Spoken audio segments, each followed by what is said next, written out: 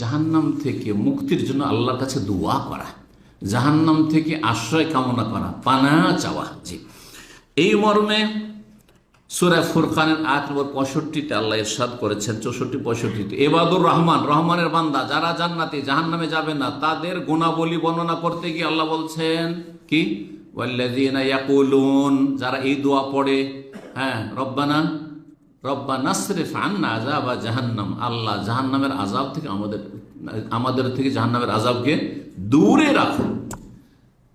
রব্বানা নাসরিফ আন্না আযাবা জাহান্নাম, জাহান্নামের আযাবকে আমাদের থেকে ফিরিয়ে দাও, এই দোয়া করে। আর কি দোয়া করে? অন্য দোয়া সূরা বাকারাতে রয়েছে, কে বলতে পারেন? আয়াত নম্বর 201। যারা মুমিন বান্দা দিন দুনিয়া দুটোকে নিয়ে চলেছে, ধর্ম করেছে, রোজগারও করেছে, কিন্তু দিনকে, জান্নাতকে 1 নম্বরে রেখেছে, আখিরাতকে 1 নম্বরে রেখেছে। ওয়ামিনহুম মান ইয়াকুলু রব্বানা আতিনা ফিদ দুনিয়া হাসানা ওয়া ফিল আখিরাতি হাসানা ওয়া কিনা আযাব। এটি দোয়া। আমি এই দোয়াটাকে অবহেলা করছেন। অনেকে মনে করছেন কি বা চাইলাম, অনেক কিছু চাইলেন, দুনিয়ার সব কল্যাণ চেয়ে ফেললেন, রব্বানা আতিনা ফিদ দুনিয়া হাসানা ওয়া ফিল আখিরাতি হাসানা, পরকালে সব কল্যাণ, এই মরণ থেকে শুরু করে, কবর থেকে শুরু করে, হাসর মাঠ, জান্নাতের গেট পর্যন্ত পৌঁছার সব হাসানা, জান্নাতে দাখিল হওয়া পর্যন্ত সব চেয়ে ফেললেন। ওয়া কিনা আযাব, জাহান্নামের আযাব থেকে আমাদেরকে বাঁচাও, রক্ষা করো, ওয়া কিনা আযাবান নার, এই দোয়া করবেন। নবী সাল্লাল্লাহু আলাইহি ওয়াসাল্লাম একটি হাদিস শোনায়, তিরমিজি, নাসাইতে রয়েছে, হাদিসটি সহিহ, আল্লামা আলবানী বলছেন সহিহুল জামিতে। আনাস রাদিয়াল্লাহু আনহু বলছেন, মান সাআলাল জান্নাতা সালাসা, কেউ যদি 3 বার জান্নাত চায় আল্লাহর কাছে, আল্লাহ জান্নাত দাও, আল্লাহ জান্নাত দাও, আল্লাহ জান্নাত দাও, বাংলা ভাষায় চান, সমস্যা নেই, না জানলে জরুরি নয় যে আরবি মুখস্থ করতে হবে আর অর্থই বুঝলেন।